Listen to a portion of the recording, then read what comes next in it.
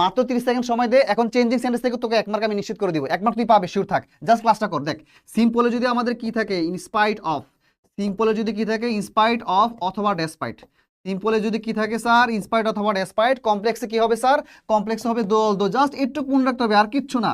কমপ্লেক্সে কি হবে দোল দো, এইটা যে কোনো বোর্ডে আসে, সব থেকে বেশি আসে এই নিয়মটা। আর কম্পাউন্ডে কি হবে স্যার, কম্পাউন্ডে হবে বাট। এই তিনটা বিষয় মনে থাকলে এখান থেকে 1 মার্ক পাবো চেঞ্জিং সেন্টেন্সে। সিম্পলে যদি ইনস্পাইট অফ বা ডেসপাইট থাকে, কমপ্লেক্সে দো অল দো, আর কম্পাউন্ড হচ্ছে বাট, আর কিচ্ছু না। একটা এক্সাম্পল দিয়ে বুঝাই।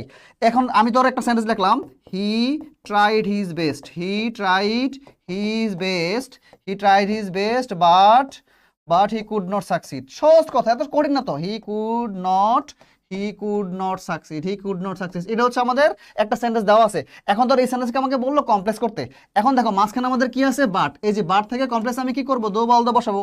কোথায় বসাবো, সেন্টেন্সের প্রথমে। তো সেন্টেন্সের প্রথমে আমি দো বসাই দিলাম, কথার কথা।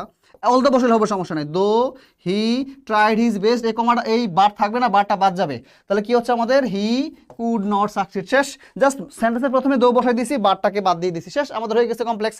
এই সেন্টেন্সকে যদি আমি সিম্পল করতে চাই, আমি কি বসাবো স্যার, এখানে আমি ইনস্পাইট অফ বসাবো, ইনস্পাইট অফ, শেষ। আর কিছু করা লাগবে না। এখন ইনস্পাইট অফের পরে ভার্ব সবসময় আইএনজি হয়, ইনস্পাইট অফের পরে ভার্ব আইএনজি হয়। এখানে ভার্ব কোনটা, এই যে ট্রাই হয়ে যাবে ট্রাইং।